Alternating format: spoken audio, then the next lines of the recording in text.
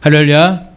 자, 오늘 이 시간 우리 수요 예배 가운데 나오신 저와 여러분들을 환영하며 축복합니다. 이 시간을 통해서 우리 하나님께 더욱더 믿음으로 더욱더 한 걸음씩 더 가까이 나아가시는 저와 여러분들이 되시기를 간절히 바랍니다. 그 미국의 트루먼 대통령이라고 아마 아실 거예요. 미국의 트루먼 대통령이 이제 은퇴 후에 그 자신의 이름을 본딴 이제 트루먼 이제 그 기념 도서관이라는 곳, 바로 자기의 이름을 본딴 그 기념 도서관을 이제 방문하게 되었습니다.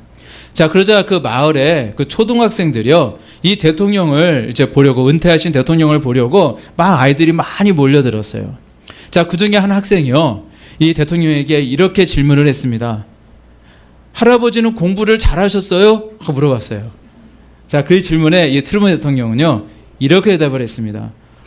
나는 공부를 잘 못했지. 눈이 나빠서 안경을 벗으면 거의 시각장애인이었어.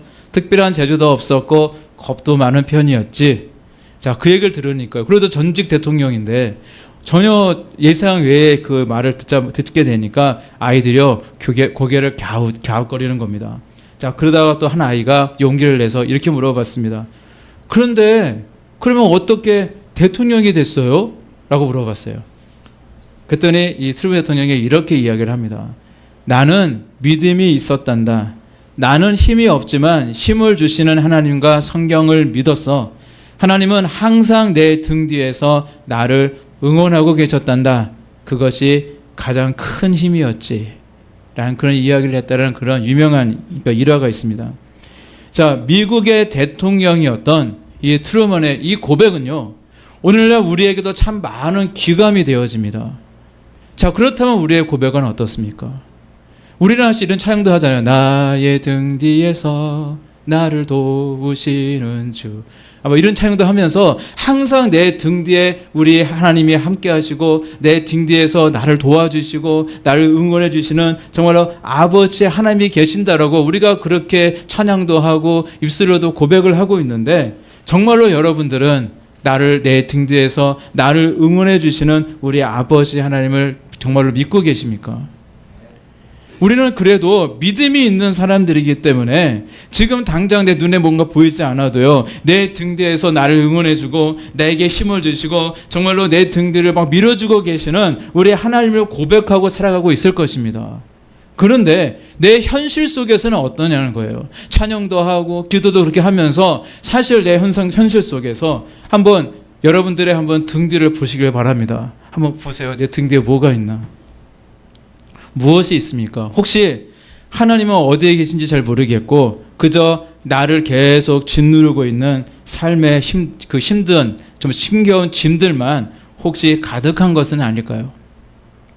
자, 그러나 설령 지금 내가 깨닫지 못하고 있다고 할지라도 우리 하나님은 여전히 나를 사랑하고 계시고요, 절대 떠나지도 않으시고요, 여전히 내 뒤에서 정말로 나를 밀어주시고 응원해 주시고 도와주고 계신다는 사실을 여러분들 믿으시기를 바랍니다.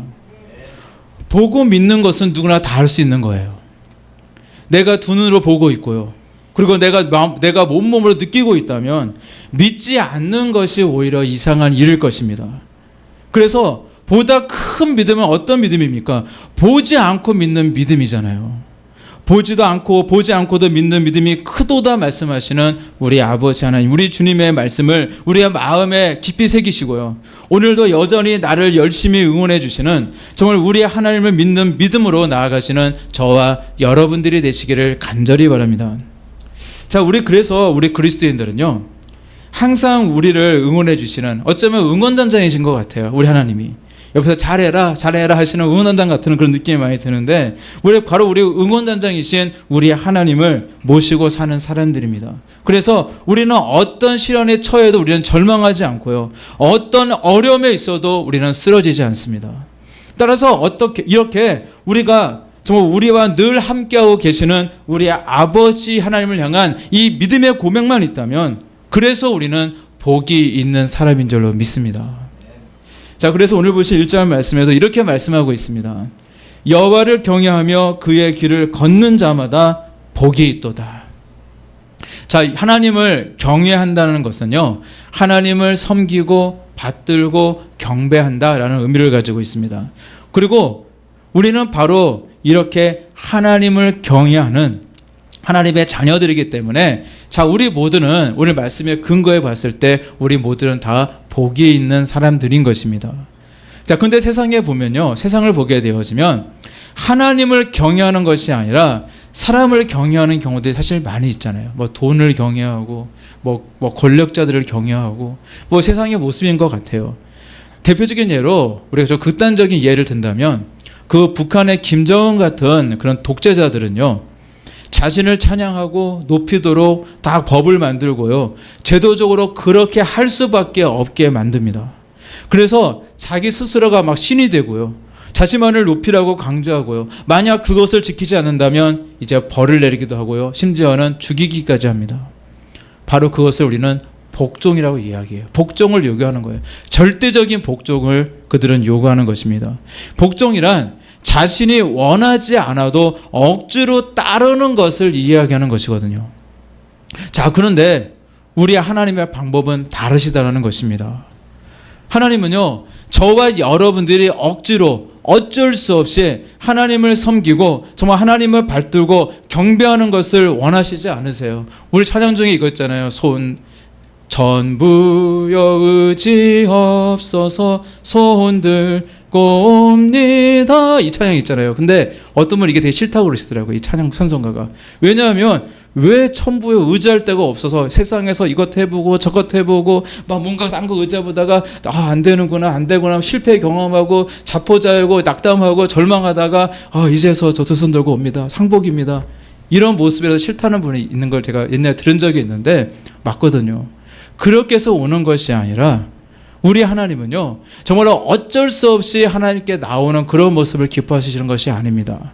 우리 하나님의 방법은 다르시다는 거예요. 하나님은 저와 여러분들이 억지로 어쩔 수 없이 정말로 이제 할 것이 없으니까 이제 마지막 이제 카드로서 하나님께 나오는 모습 절대 원하시지 않습니다. 우리가 스스로 자발적으로 하나님께 나와서 예배드리면서 또 자발적으로 우리 하나님께 경배하는 모습을 우리 하나님은 매우 기뻐하시는 줄로 믿습니다. 복종과 순종은 다르다는 말씀입니다. 자, 김정은 같은 독재자가 원하는 것은 복종이라면 우리 하나님이 원하시는 것은 바로 순종입니다. 자, 단어는 한 끗 차이지만요, 국어사전을 보게 되니까 이 두 단어를 이렇게 정의를 하고 있더라고요. 이제 복종이라는 말은요, 남의 명령이나 의사 또는 규칙 따위에 조금도 어긋남 없이 그대로 따름. 자기 의지가 없어요. 그냥 그대로 따르는 것, 그것이 복종이고요. 순종은요, 다른 사람, 특히 윗사람의 말이나 의견 따위에 순순히 따름.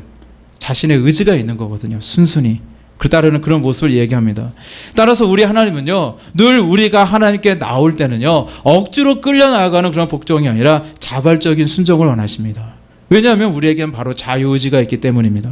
그래서 하나님은 우리가 믿음으로 하나님께 나오기를 원하십니다. 따라서 우리가 우리 하나님을 경외하며 자발적인 순종으로 기쁜 마음으로 감사하는 마음으로 우리 하나님을 사랑하는 마음으로 하나님께서 원하시는 그 길로 걸어갈 때에 우리 하나님께서는 기뻐하시고요, 그래서 우리에게 주시고자 하는 그런 복도 주시고요, 그래서 우리가 정말로 복 있는 삶을 살도록 우리를 하게 하실 줄로 믿습니다. 언제나 이런 믿음을 가지고 늘 자발적인 순종으로 나아가시는 저와 여러분들이 되시기를 간절히 바랍니다. 자, 이처럼 우리가 하나님을 경외하며 살아갈 때에 우리 하나님께서는 우리가 복된 삶을 살 수 있게 해주셨는데, 특별히 오늘 말씀은요, 하나님이 주시는 여러 가지 복에 대해서 우리에게 말씀하고 있어요. 첫 번째는 무엇이냐? 내가 수고한 만큼 합당한 대가를 받게 되어진다라는 것입니다. 자, 2절 말씀에 이렇게 기록하고 있어요.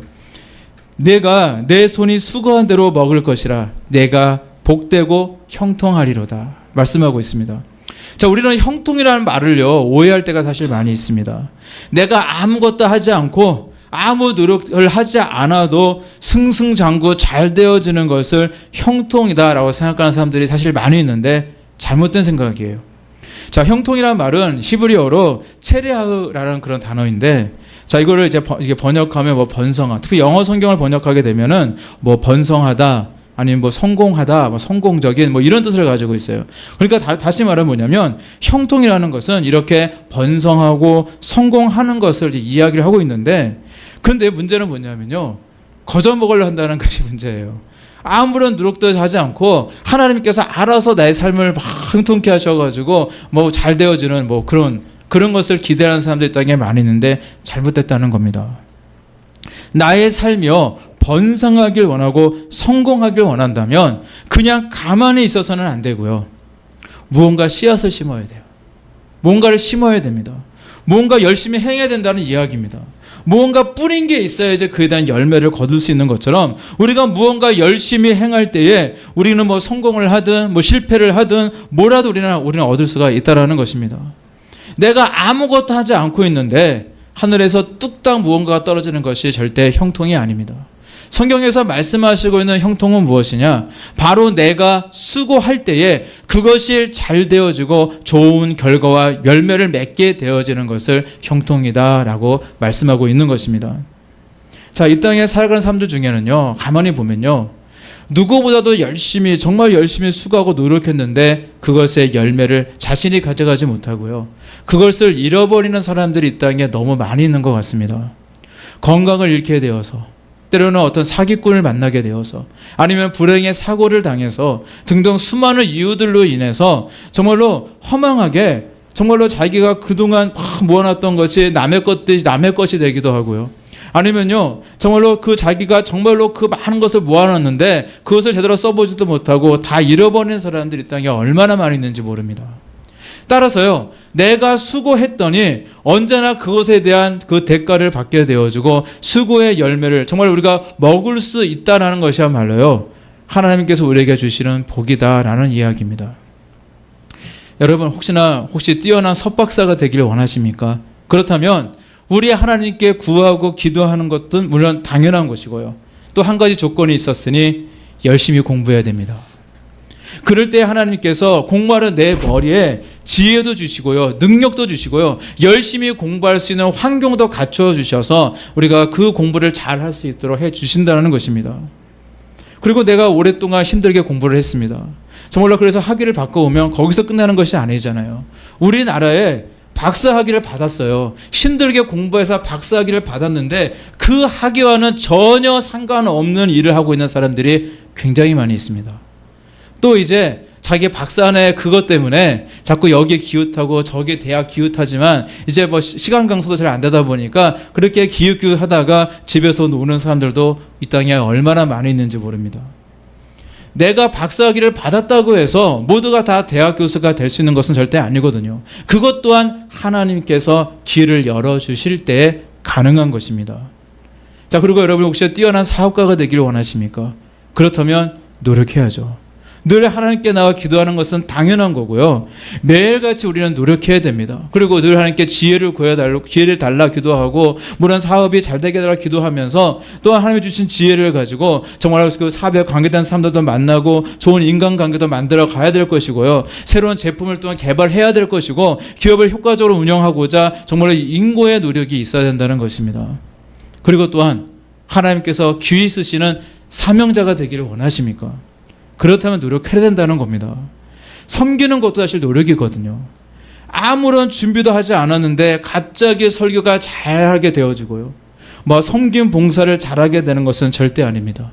늘 끊임없이 성경을 읽고요, 연구해야 되고요, 그리고 늘 발성 훈련도 해야 되고 또 기도해야 되고요, 또 봉사 자리에서 성경 봐야 되는 거예요. 하나님께 순종하는 것도요, 늘 평소에 해봤던 사람이 나중에도 잘할 수 있는 것입니다. 평소에 작은 일부터 시작해서 뭔가 열심히 하나하나 해봤던 사람이요, 나중에 하나님께서 큰 일을 맡겨둬요, 그것 또한 능히 잘할 수가 있는 것입니다. 물론 그 과정 중에 우리 하나님께서는요, 나에게 할 수 있는 능력도 주시고 은사도 주실 것이고요, 또 혼자 할 수 없기 때문에 함께 할 수 있는 일꾼들도 붙여주시는 것입니다. 모든 매사가 다 이와 같다는 것입니다. 자, 예전에 들었던 이야기인데 어떤 신학생이 내일이 학교 시험이래요. 내일 학교 시험인데 이제 공부하지도 않고 시험을 정말 잘 보고 싶으니까 예배당에 나와서 밤새도록 시험을 잘 보게 해달라고 하나님께 정말로 간절히 기도를 했답니다. 근데 이제 하나님께서 한상중에도 오셨대요. 오셔서는 그 신학생에게 기도 그만하고 가서 공부하라고 그렇게 말씀하셨대요. 뭔가 노력하고 뭔가 외우려고 하고 정말 그러한 씨앗을 뿌리는 그런 수고가 있어야 하나님께서 그 수고에 복을 더해 주시는 것입니다. 따라서 열심히 행하시기를 바랍니다. 노력하시기를 바랍니다. 그러면서 우리 하나님께 더욱 간절히 기도하며 의지하며 나아가시기를 바랍니다. 그러면 하나님은 저와 여러분들의 삶을 형통한 삶으로 이루어 주실 줄로 믿습니다. 특별히 오늘 성경에 등장하는 사람들 가운데 특별히 요셉이라는 그런 사람이 있습니다. 자, 우리 요셉 성경은요, 많은 성경의 인물들 중에 이제 형통한 삶을 살았던 인물들을 말씀하고 있는데, 특별히 이 요셉도요, 이 삶을 가리켜서 형통한 삶이다라고 말씀을 하십니다. 그는 정말로 형통한 삶을 살아갔던 사람입니다. 자, 그런데 요셉의 특징은요, 아주 성실했다라는 거예요.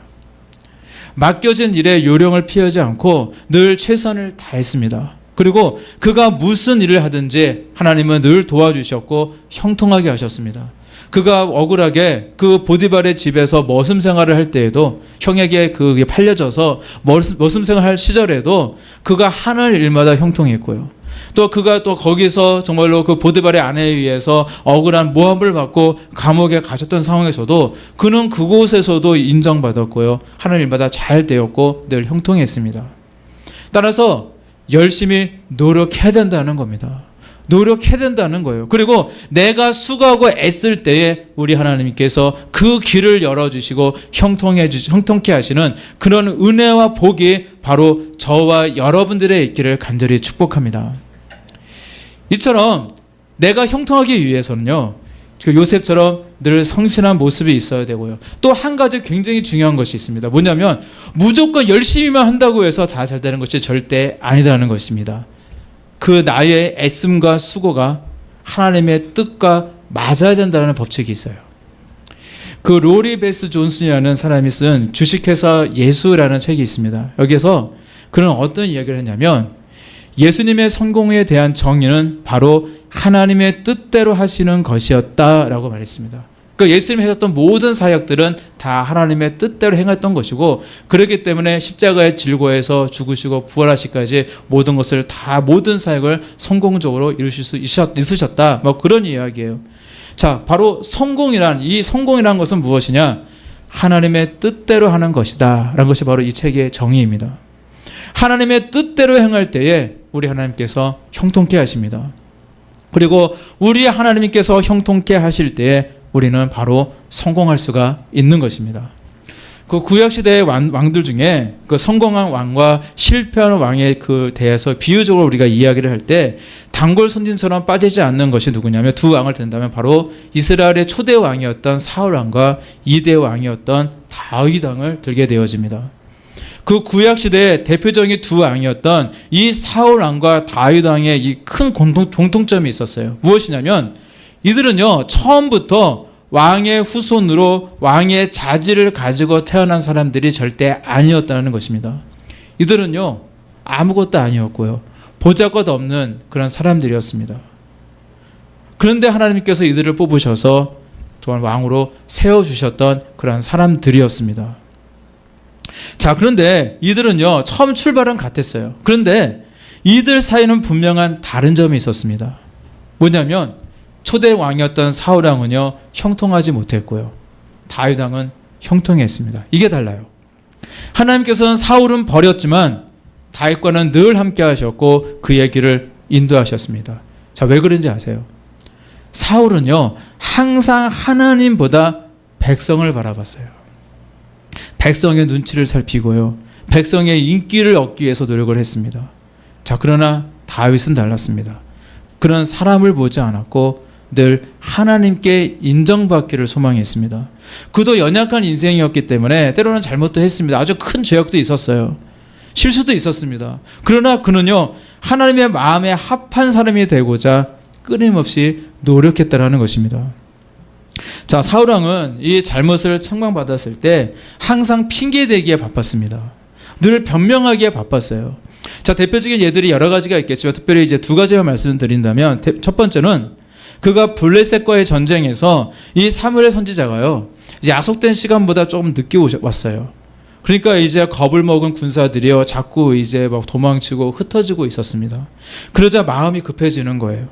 자기는 이 전쟁에서 승리를 하려면 뭔가 하나님께 멋있게 막 제사도 막 드려야 될 것 같고 그런 모습을 딱 보여줘가지고 그 제사를 드리는 모습을 군사들이 보면서 그래 하나님이 도우실 거야 라는 그런 말도 막 전해주면서 정말 그 하나님이 주실 거야 하면서 막 자기가 막 선포해주면서 그래서 군사들이 막 힘을 얻어서 막 사기도 막 생겨가지고 그래야지 이 전쟁에서 승리할 수 있을 것 같은데 사무엘 선지자가 자꾸 더디오고 있으니까 사실 그것도 하나님의 테스트였는데 그걸 참지 못하고 월권을 행하잖아요. 자기가 해서는 절대 안 되는 제사장이 해야 되는 일을 그러나 감행하게 되어집니다. 그때 하나님께서는 사울을 왕으로 삼으신 것을 후회하셨다라고 성경에는 기록이 되어 있습니다. 자, 또 한 가지 대표적인 사건은 아말렉과의 전쟁이었습니다. 자, 하나님은요 사무엘 선지자를 통해서 사울 왕에게 아말렉을 쳐서 그들의 모든 소유를 남겨놓지 말고 전부 다 진멸하라 라고 말씀하셨습니다. 그런데 사울은요 그 나라의 왕이었던 아각도 죽이지 않고요 살려주고 있었습니다. 그리고 안 좋은 것들은 다 없앴지만 좋은 것들과 기름진 것들은요 진멸하지 않고 남겨두었어요. 자, 이와 같은 그의 불순종 때문에 사무엘 선지자는요 정말 그를 위해서 하나님께 정말 눈물로 부르짖고 있었는데 그때 사울은 무엇을 했는지 아십니까? 아말렉과의 이 전쟁에서 승리케 하신 우리 하나님께 영광을 돌렸던 것이 아니라 자신의 기념비를 떡하니 세우고는요 자신의 군사력과 자신의 공로를 자랑하기에 바빴습니다. 하나님께 드려야 될 그 영광을 자기 자신이 다 가로챘던 것입니다. 자, 그리고 나서 그 했던 말은요 그저 핑계뿐이었어요. 제가 제사장도 아니면서 이렇게 제사를 드린 것은요 지금 전쟁을 해야 되는 상황인데 군사들이 자꾸 흐트러지고 있었고 이 긴박한 상황 속에서 사무엘 제사장도 오지 않고 해서 어쩔 수 없이 제가 직접 향한 것입니다. 제가 이 아말렉과의 전투에서 이 좋은 소와 양을 남긴 것은요 하나님께 번제로 드리기 위함입니다. 이렇게 그는요 거짓말을 하면서 계속 핑계를 일삼았다는 것입니다. 사실 이렇게 사무엘 선지자에게 책망을 받게 되면요 그 자리에서 우리 같으면요 이렇게 할 것 같지 않습니까? 하나님께 용서를 구하고 회개하고 다시 잘하면 되잖아요. 그런데 사무엘상 15장 30절 말씀에 보게 되어지면 그는 사무엘에게 이렇게 말하고 있습니다. 사울이 이르되 내가 범죄하였을지라도 이제 청하옵나니 내 백성의 장로들 앞과 이스라엘 앞에서 나를 높이사 나와 함께 들어가서 내가 당신의 하나님 여호와께 경배하게 하소서 하더라. 이렇게 증거하고 있어요. 사울은 끝까지요 사무엘에게 뭘 얘기하냐? 자신의 얼굴에 면 좀 세워달라 이걸 요청하고 있는 거예요. 자신의 그 백성의 그 장로들과 또는 이스라엘 백성들 앞에서 좀 나를 높여서 그리고 자기 하나님도 아니에요. 당신의 하나님께 가서 경배해달라. 그래서 그 내 체면 좀 세워달라. 그것을 요구하고 있습니다. 철저하게 그는요 하나님이 아닌 백성들을 보고 자신을 보고 있었습니다. 그는요 끝까지 자기 자신을 높이고자 했고 정말로 자기의 하나님이 아니라 당신의 하나님 사무엘의 하나님이라고 부르고 있는 그의 모습이었다는 것입니다. 왜 사무엘의 하나님입니까? 자기 자신 하나님이 되어야죠. 그 시간 이후로 사무엘은요 죽는 날까지 다시는 사울을 만나지 않습니다. 그는 바로 철저하게 하나님께 버림받은 사람이 되고 말았다는 것입니다. 자, 그러나 다윗은 달랐습니다. 그도 연약한 인생이었고 죄악도 있었고 허물도 있었어요. 자, 그런데 그는 특징이 무엇이냐면 하나님의 책망이 있을 때 바로 그 자리에서 뉘우치고 회개했다라고 하는 그의 특징이 있었습니다. 자, 그도 연약한 인생이다 보니까 우리가 정말로 잘 알잖아요. 그가 잠깐 방심했고 그 잠깐 사던 교만함을 인해서 아주 큰 죄악을 범하고 말았습니다. 그 대표적인 사건으로 그가 밧세바를 범하게 되어지고 그의 남편이었던 우리아를 죽이게 되었을 때, 자, 그것이 하나님께 큰 범죄였다는 것을 그가 깨닫게 되었을 때, 그리고 그 일로 인해서 그는요 하나님께 나와 침상에서 그 침상이 다 적시기까지 눈물로 회개를 했던 그런 사람이었습니다. 그것은 다윗에게는요 하나님을 경외하는 신앙이 있었기 때문이었습니다. 물론 이 사건으로 인해서 다윗은 평생 눈물을 많이 흘려야만 했어요. 그 범죄가 너무 큰 범죄였고 하나님께서 비록 그 범죄를 용서해 주셨지만 하지만 그거에 대한 책임에 대한 그런 대가는 그에게 있었다는 겁니다. 그래서 그의 잘못에 대한 하나님의 징벌은 있었어요. 자, 그래도 다윗이 인정받을 수 있었던 이유는 무엇이냐면요, 그는 돌이킬 줄 알았습니다. 회개할 수 있었다는 겁니다. 자신을 낮출 수 있었다는 것입니다. 다윗은 하나님께서 원하시는, 정말 원하지 않는 그런 길에는 결코 형통함이 있을 수 없다는 사실을 잘 알고 있었습니다. 그래서 그는 늘 두렵고 떨리는 마음으로 하나님을 경외하였고요, 또 하나님께서 원하시는 길로 가고자 힘쓰고 애썼던 것입니다. 자, 그 결과로 사울은요, 이제 비참하게 전쟁에서 죽었을 뿐만 아니라 정말로 그의 왕조가 자기 때에서 끝나잖아요. 그 당대 그 왕조로 끝나고 말았지만 다윗은요, 그의 후손들이 끊어지지 않았고 계속 그 뒤를 이어서 왕조가 이어지게 되어집니다. 그리고 그 후손 가운데에서 우리 주님이신, 우리 구원자이신 예수 그리스도가 이 땅에 오셨던 것입니다. 하나님을 믿고 의지하는 사람도 다윗처럼 실수를 할 때도 있어요. 범죄를 할 수도 있습니다. 그러나 하나님을 경외하기 때문에 회개하고 돌아설 수도 있는 것입니다. 사람은요, 때로는 실수할 수도 있고요, 하나님의 뜻보다 내 뜻을, 내 의지를 앞설 때도 사실 있습니다. 그럴 때마다 우리는 꼭 명심해야 됩니다. 내가 아무리 수고하고 애쓴다 할지라도 우리 하나님께서 형통케 하시지 않는다면 좋은 결과와 열매를 절대 기대할 수 없다는 사실입니다. 자, 그래서 시편 127편 1절에서 보게 되어지면 솔로몬은 다음과 같은 고백을 하고 있습니다.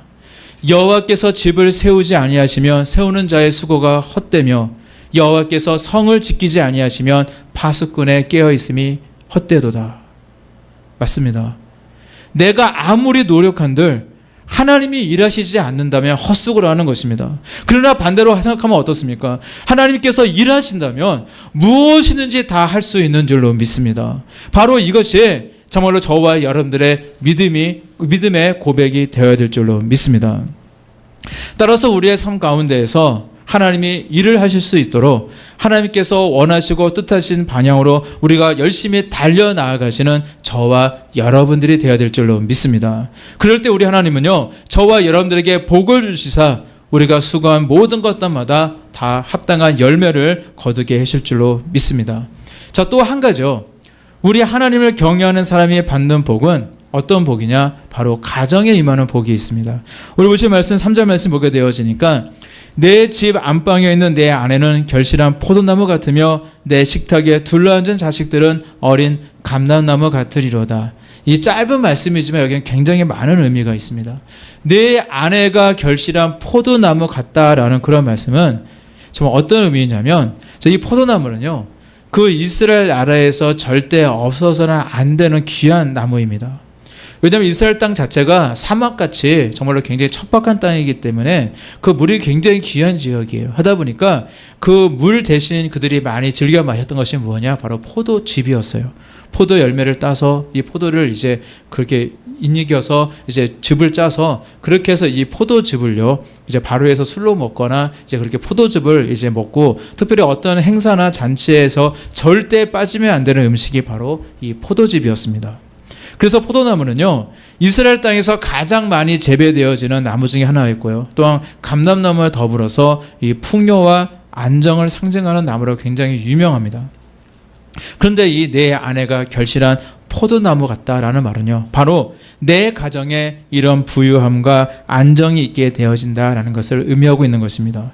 또 그리고 또 내 상에 둘러앉은 자식은 어린 감람나무 같다라고 이야기합니다. 자, 감람나무 열매는요, 약 한 3cm 정도 되어지는 이제 감람이라고 하는 그 과일인데, 이것은 이제 열매에서 짜낸 그 기름이 이제 감람유인데, 그것은 이제 거룩한 의식에 이제 쓰여졌던 굉장히 거룩하고 굉장히 귀한 것이었습니다.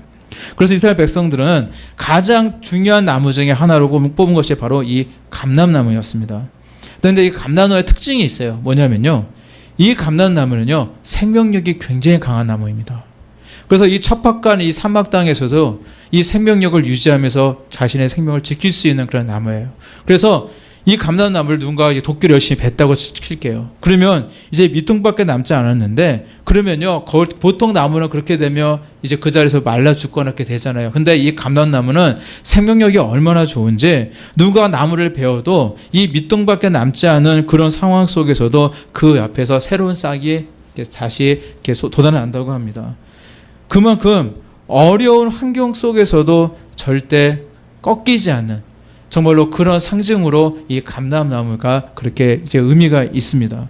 따라서 이 어린 자식들이 정말로 감람나무와 같다라는 그런 의미는요, 바로 절대 사라지지 않는 그런 어떤 꿈과 소망을 이야기하는 거예요. 어떤 환경이 정말로 무너진다 할지라도, 정말로 많은 어려움이 있다 할지라도 이 자녀들이 자신이 하나님께 주신 그 꿈과 비전을 잃어버리지 않고 늘 꿈 있는 사람, 소망이 있는 사람이 되어진다는 것입니다. 마치 이처럼 만약 내 자녀가 이렇게 소망이 있고 꿈이 있는 아이가 된다면 사실 그것보다 귀한 일은 없을 것입니다. 4절 말씀에 이렇게 말씀하고 있습니다. 여호와를 경외하는 자는 이같이 복을 얻으리로다. 바로 우리 도리께 성도님들 모두가 바로 여호와 하나님을 경외함으로 인해서 이러한 복과 은혜를 누리며 살아가시기를 간절히 바랍니다. 이런 재미있는 이야기가 있습니다. 여기까지만 말씀드리고 이제 마치고자 합니다. 자, 어떤 사람이요, 천국에 갔어요. 사실 우리 지금 현대 그 사람들을 좀 이렇게 현대 그 외모 지상주의에 대해서 좀 비판하는 그런 이제 그런 예화인데요. 자, 어떤 사람이 천국에 갔어요. 근데 천국 입구에 사람들이요, 막 장사진을 이루고 막 혼잡하고 막 난리가 났습니다. 그래서 그 사람이 가가지고 팀장으로 보이는, 이제 정신없어 보이는, 바빠가지고 정신없어 보이는 이 천사에게 다가가서 왜 이렇게 천국 입구가 혼잡합니까? 라고 물어봤습니다. 그러자 팀장의 천사가 이렇게 대답을 합니다.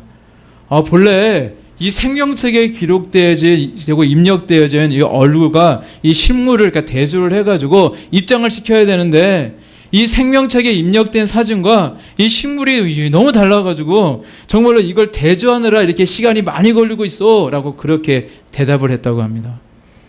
자, 이유는요, 이 땅을 살아가면서 다들 예쁘고 싶어서 이제 얼굴을 다 뜯어 고쳐가지고 이렇게 천국에서 입구에서 그렇게 이제 식물 확인이 어려웠다, 뭐 그런 이제 이야기죠. 근데 이 이야기는요, 자신의 내면의 모습보다 남들에게 보여지고 하는 그런 겉모습만 뭔가 화려하고 예쁘게 꾸미고자 하는 그 외모 지상주의를 가지고 있는 현대인들의 모습을 풍자하고 있는, 정말 그런 쉽게 농담으로 던질 수 있는 그런 유머긴 해요. 하지만 저는 이 이야기가 어쩌면 현재 우리 신앙인들의 부정적인 모습을 꼬집고 있는 것이 아닌가라는 생각을 해보았습니다.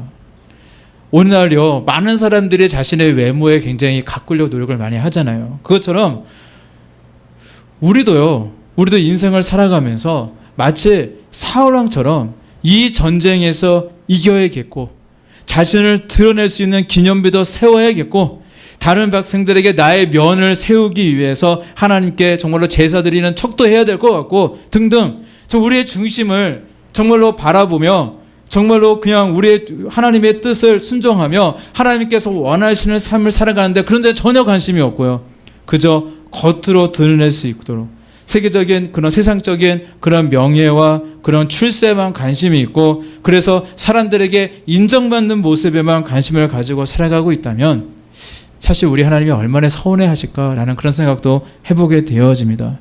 이것은 우리가 신앙생활하는 그런 모습도 사실 마찬가지입니다.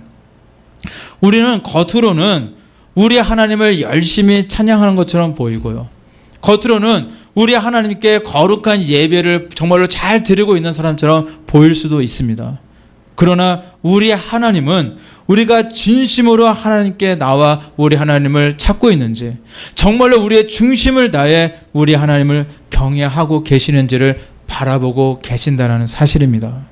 따라서 여러분, 우리의 중심을 다해 우리 하나님을 경외하시길 바랍니다. 경외하는 척만 하지 마시고 정말로 우리 주님께서 기뻐하시는 그런 삶으로 살아가시길 바라고요, 우리 하나님께서 정말로 기뻐하시는 예배를 드리시고요, 기도를 드리시고요, 찬양을 드리시고요, 우리의 삶을 드리시길 바랍니다. 그래서 우리 하나님을 경외하며 정말 우리 하나님께서 기뻐하시는 그 길로 걸어가시기를 바랍니다. 그래서 우리 주님이 주시는 그 놀라운 복도 꼭 받으시고요, 늘 형통한 삶을 살아가시는 저와 여러분들이 되시기를 우리 주님의 이름으로 간절히 축원합니다. 기도하시겠습니다.